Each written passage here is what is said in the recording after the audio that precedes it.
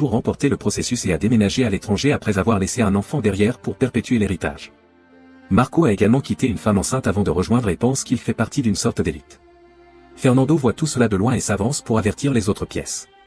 Johanna continue de fouiller les environs et trouve Agatha inconsciente sur le sol, alors elle prend ses chaussures.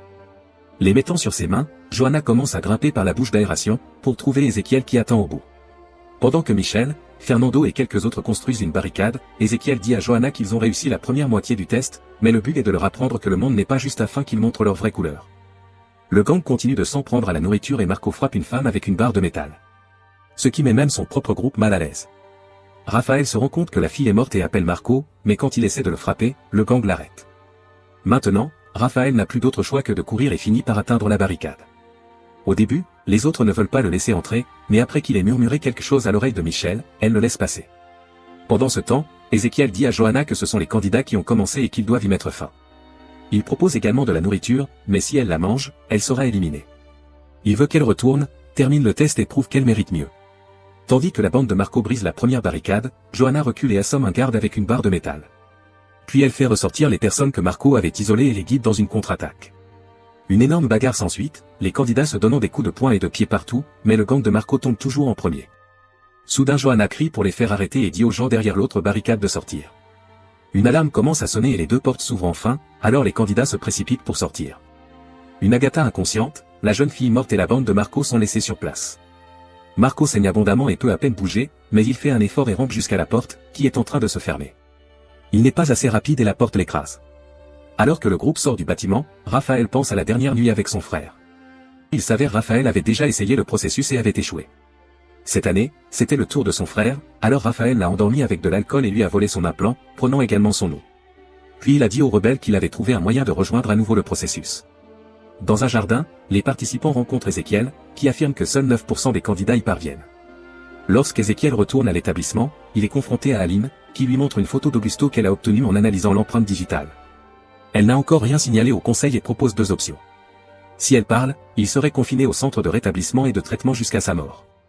Mais elle gardera le secret s'il termine l'année et démissionne en la nommant son successeur.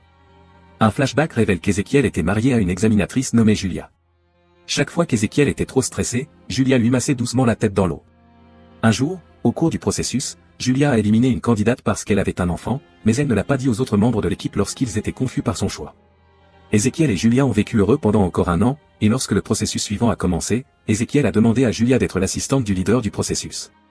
Lorsque les rebelles ont déclenché une émeute dans le quartier pauvre, les policiers ont abattu un homme par accident. Ézéchiel, Julia et Cassia ont tout regardé sur les caméras, remarquant un enfant qui regardait les policiers de loin.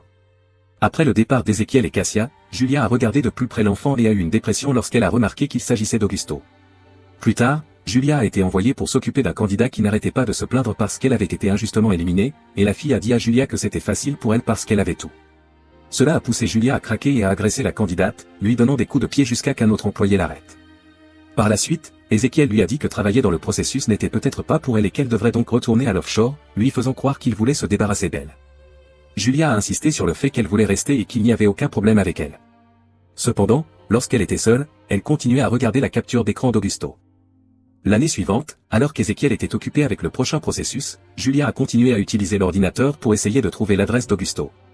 Cela a commencé à affecter son cycle de sommeil et Ézéchiel est devenu méfiant. Une nuit, Ézéchiel a vérifié l'ordinateur et a découvert que Julia avait regardé la même vidéo 127 fois.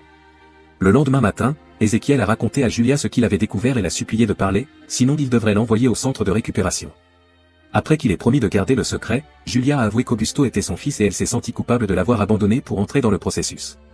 Elle voulait le revoir, mais Ézéchiel a dit que ce n'était pas possible et qu'elle devait attendre que l'enfant réussisse également le processus. Quelques jours plus tard, Julia a regardé à nouveau la vidéo et a finalement réussi à trouver l'adresse d'Augusto, elle a donc décidé de quitter l'établissement. Ézéchiel l'a remarqué et a ordonné aux gardes de fermer la porte, mais Julia a roulé en dessous juste à temps. Un Ézéchiel désespéré l'a poursuivie, la rattrapa rapidement et la ramena. Puis il l'a envoyée au centre de récupération en mer.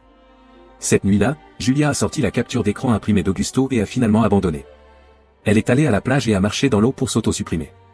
Le lendemain, Ner a informé Ézéchiel de la mort de Julia, affirmant qu'il s'agissait de la première autosuppression de l'histoire d'Offshore. Cela a amené Ézéchiel à mettre la tête dans l'eau. Plus tard, en parcourant les affaires de Julia, Ézéchiel a trouvé la photo d'Augusto, alors il s'est habillé en mendiant et est allé le trouver. Dans un vieil immeuble, il a attiré Augusto avec de la nourriture et lui a montré la bague de Julia, en disant qu'elle contenait tous les souvenirs de sa mère. Il ne pourrait la voir qu'une fois arrivé à l'offshore. Dans le présent, Ézéchiel apprend de Nerkaline à déposer son rapport avec seulement des éloges à son égard. Pendant ce temps, Michel parle à Raphaël en privé car il sait qu'elle est avec les rebelles, c'est ce qu'il lui a murmuré. Il explique qu'il est également avec la cause et a vu une photo d'elle au quartier général. Ils acceptent de garder le secret de chacun. Les candidats se voient ensuite attribuer des chambres individuelles, où ils trouvent des images d'eux-mêmes avec leur famille. Lorsque les images à l'écran disparaissent, les familles se présentent pour rendre visite aux participants. Le père de Fernando avoue que les familles sont soumises à un pot de vin, elles seront payées si elles convainquent les candidats de partir. Fernando envisage d'abandonner après avoir vu tant de violence et de mort, mais son père veut qu'il reste. Une dispute s'ensuit et à la fin, le père dit à Fernando que s'il abandonne, il n'aura pas de maison où retourner car il ne prendra plus soin de lui. Fernando n'a d'autre choix que de choisir de rester. Johanna est orpheline, pourtant elle reçoit une visite qui l'assomme par derrière. Lorsqu'elle se réveille, elle apprend que l'homme est venu la chercher pour obtenir la prime sur sa tête, mais maintenant il se fait passer pour son père pour l'argent. Si elle ne coopère pas, il la tuera pour obtenir la prime. Johanna dit qu'elle va jouer le jeu, mais quand l'homme la détache, elle le frappe et essaie de partir. Cependant la porte est verrouillée et le gars la rattrape, la faisant descendre pour commencer à l'étrangler. Quand Johanna lui dit de le faire parce qu'elle veut aller au large, l'homme lâche prise et explique qu'il a été envoyé par Ézéchiel pour la tester. Il devait s'assurer qu'elle n'avait pas rejoint le processus uniquement pour échapper aux chasseurs de primes, et elle a réussi le test. Michel n'a pas de famille non plus, alors un examinateur explique qu'elle a 30 minutes pour choisir entre l'argent ou le processus. En pensant à son frère et Bruna, Michel se verse un verre d'eau et casse accidentellement la boîte avec l'argent. Lorsque l'examinateur revient, il explique que les pièces ne sont pas réelles et Michel l'informe qu'elle a choisi de rester. Raphaël et sa mère ont une énorme dispute parce qu'elle veut qu'il prenne l'argent pour aider la famille, surtout après ce qu'il a fait à son frère, mais il refuse. À la fin, sa mère le gifle et s'en va. En sortant, elle crie que Raphaël a trahi sa propre famille. Il la regarde partir et remarque que quelques candidats ont choisi l'argent. Pendant ce temps, Ézéchiel apporte le cube à Augusto et lui dit au revoir. Il ne reviendra plus jamais donc à partir de maintenant Augusto doit prendre soin de lui-même. À son retour à l'établissement, il dit à Cassia qu'Aline le fait chanter, mais ne partage pas les détails. Une fois le test terminé, les candidats restants sont informés qu'ils seront désormais convoqués individuellement. En attendant, Fernando rend visite à Michel et ils finissent par se salir. Lorsque les entretiens commencent, Johanna est la première sur la liste, cependant son test d'arrêt du tabac a remplacé son test familial, donc elle a déjà réussi. Michel est la suivante. On lui a donné une tenue spéciale et on lui a dit qu'elle devait convaincre un couple d'inscrire leur enfant au processus le moment venu. Cependant, lorsqu'elle entre dans la pièce, Michel trouve les parents de Bruna et Cassie lui dit à travers l'écouteur qu'elle doit leur parler de la mort de Bruna. Après quelques hésitations, Michel raconte aux parents que Bruna est décédée dans un accident, les faisant pleurer. Puis Michel dit qu'elle est là pour s'excuser au nom du processus et essaie toujours de les convaincre d'inscrire leur autre fille, ce qui les met très en colère. Lorsqu'ils tentent de partir, Michel avoue que son frère est mort au cours du processus. Elle pleure en décrivant comment il est mort au cours du processus et pendant de nombreuses années, elle a détesté le système. Mais lorsqu'elle a rejoint le processus, elle a réalisé qu'elle faisait cela pour que sa mort ne soit pas vaine. Elle pense que la sœur de Bruna pourrait faire de même, et les parents acceptent de l'inscrire. Michel réussit son examen et quand Cassia lui pose des questions sur l'histoire, elle prétend qu'elle l'a inventé. Pendant ce temps, Fernando est mis au défi de proposer un nouveau test pour le processus en 30 minutes. Lorsque le temps est écoulé, il partage son idée, les candidats ont besoin d'une meilleure motivation, ils devraient donc être testés sans le savoir. Un examinateur trouverait un mensonge pour leur faire choisir entre le processus et quelque chose d'important, comme la mort d'un parent. Cette idée permet à Fernando de réussir. Raphaël doit projeter des images sur des murs opposés à 18 heures précises. Puisque les contrôleurs se trouvent aux extrémités opposées de la salle, il doit convaincre un autre candidat de l'aider. Il essaie de demander au premier gars qu'il voit, mais il a été éliminé. Ensuite, il part à la recherche de Johanna, qui accepte de l'aider s'il avoue pourquoi il a falsifié son inscription. Elle lui dit que l'administration est déjà au courant pour elle et qu'elle a été pardonnée, alors elle l'aidera si sa raison était également pardonnable. Raphaël refuse de lui dire, alors il essaie ensuite Fernando. Lorsque Fernando le refuse également, Raphaël lui dit de le faire pour Michel et partage qu'ils sont tous les deux des rebelles. Si Fernando les dénonce, ils seront tous les deux tués. Fernando n'a d'autre choix que de l'aider et à 18h, les images apparaissent avec succès sur les murs en même temps, donc Raphaël passe aussi. Lorsque Michel retourne dans sa chambre, elle récupère un éclat de verre dans la poubelle et l'utilise pour retirer une capsule empoisonnée de sa hanche. En refermant la plaie, elle se souvient comment un rebelle lui avait donné la capsule, expliquant qu'elle devait l'avaler si elle se faisait prendre. Au lieu de la prendre, Michel apporte la capsule avec elle alors qu'elle rejoint les autres au dîner. Elle s'approche d'Ézéchiel et le remercie pour le processus avec un câlin, ce qui lui donne l'occasion de mettre le poison dans sa boisson. Avant qu'Ézéchiel puisse prendre une gorgée, les examinateurs l'approchent pour discuter et les verres se mélangent. Quand ils finissent par boire, un examinateur finit par être empoisonné et il s'effondre sur le sol. Il est immédiatement emmené chez les médecins, mais ils ne peuvent rien faire et il meurt. Les médecins effectuent des tests et confirment la présence de poison dans le sang du gars, alors Ézéchiel commence à visionner les images de sécurité. Pendant ce temps, Raphaël dit à Michel qu'il a vu ce qu'elle a fait et que Fernando est au courant. Michel va lui parler, mais Fernando lui assure qu'il gardera le secret. Il ne se soucie plus de l'offshore, il ne se soucie que d'elle. À ce moment-là, une alarme retentit et les candidats sont informés qu'ils doivent rester dans la salle jusqu'à nouvel ordre. Ensuite Michel demande à Raphaël de se débarrasser de sa capsule vide, mais soudain Ézéchiel arrive avec des gardes pour que Raphaël ne puisse que la jeter du balcon. Un à un, les candidats sont interrogés en privé et Johanna commence à penser qu'il s'agit d'un test. Quand c'est le tour de Fernando, il jure qu'il ne sait rien, mais Ézéchiel remarque qu'il est nerveux et explique que si Fernando protège quelqu'un, il sera considéré comme un complice. Michel est ensuite appelé et Ézéchiel partage un verre avec elle. Il remarque également sa blessure, alors elle prétend qu'elle a été agressée avant de rejoindre le processus. Ézéchiel lui montre une vidéo du corps et de la veuve pleurant sur lui, mais cela ne la brise pas et elle continue de jurer qu'elle ne sait rien alors elle est libérée. Sur le chemin du retour, Michel commence à se sentir malade. Fernando la retrouve et l'aide à se calmer lorsqu'elle envisage de se rendre.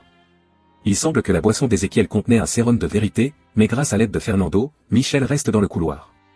Ensuite, Ézéchiel dit au conseil qu'Aline l'a fait. Pendant que les gardes l'arrêtent, Ézéchiel montre des images de sécurité du moment où elle lui a servi à boire. Il montre également une vidéo du rebelle qu'ils ont capturé il y a quelques jours, qui prétend qu'Aline a toujours travaillé pour la cause. Aline a la chance de parler et elle essaie de partager les saletés qu'elle a sur Ézéchiel, mais Ner a piraté ses fichiers et les a remplacés par son rapport élogieux. Pendant ce temps, le rebelle de capture demande à Cassia de respecter sa part du marché et de mettre fin aux choses, mais au lieu de le tuer, Cassia s'en va. Les candidats sont envoyés dans leur chambre et Michel trouve Ézéchiel qui attend avec la capsule. Le lendemain matin, tous les participants sont réveillés avec des messages de félicitations pour avoir réussi le processus. Fernando se rend dans la chambre de Michel, mais elle a disparu et son message est confus. À ce moment-là, Ézéchiel lui dit que Michel a été éliminé, alors Fernando annonce qu'il veut arrêter. Il quitte immédiatement le bâtiment et trouve un examinateur à l'extérieur qui l'informe qu'il a utilisé son propre test pour vérifier sa motivation, et il a échoué. Fernando panique et demande à voir Michel, mais le portail se ferme et l'empêche d'entrer. Pendant ce temps, Michel est victime d'une simulation de noyade, mais elle ne veut pas parler. Ézéchiel dit aux gardes de partir et admet que lui et Cassia se méfiaient d'elle dès le début. Il continue d'exiger des réponses et lui attrape les cheveux jusqu'à ce qu'elle explique qu'elle veut sa mort parce qu'il a tué son frère. Cependant Ézéchiel lui montre une vidéo prouvant que son frère vit heureux sur l'offshore. Il explique que les rebelles mentent pour recruter des gens et qu'il le sait parce qu'il en était un. Si Michel partage des informations, il la laissera partir, mais elle refuse toujours de parler alors il la laisse avec plus de vidéos de son frère. Ensuite, Ézéchiel discute avec Ner, qui connaît désormais Augusto grâce au fichier d'Aline et annonce qu'elle ne soutiendra plus Ézéchiel. Les gagnants sont envoyés au jardin pour subir la purification, mais Cassia emmène Johanna dans un bureau. Au jardin, Ézéchiel annonce que les candidats doivent se faire un vaccin qui les stérilisera. Il n'y a pas d'enfants au large parce que l'hérédité était la plus grande injustice qui ait soutenu le vieux monde. Il n'y a qu'un seul véritable chemin vers une société supérieure, c'est le mérite, qui est évalué par le processus. Les gagnants disposent de quelques minutes pour réfléchir, car ils peuvent toujours choisir de partir. Raphaël observe comment la plupart des candidats passent par la purification et après beaucoup d'hésitation, il accepte de se faire vacciner également. Ézéchiel rend visite à Michel après qu'elle ait passé des heures à regarder des vidéos de son frère. Il lui dit qu'elle devrait se venger des véritables morts, comme Bruna et l'examinateur empoisonné, qui ont été tués par les plans des rebelles. Michel cède finalement et dit à Ézéchiel où elle était censée rencontrer son maître rebelle si elle était éliminée.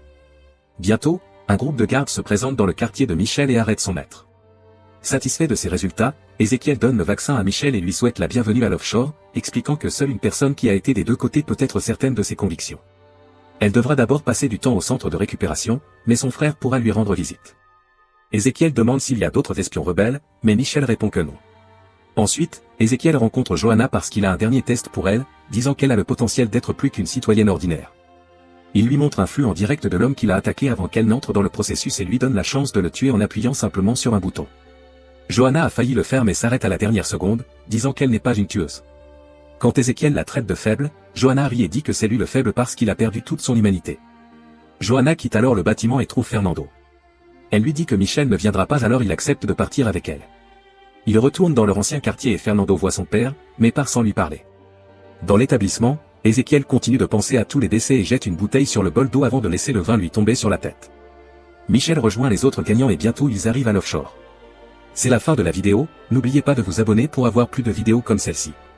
Merci d'avoir regardé.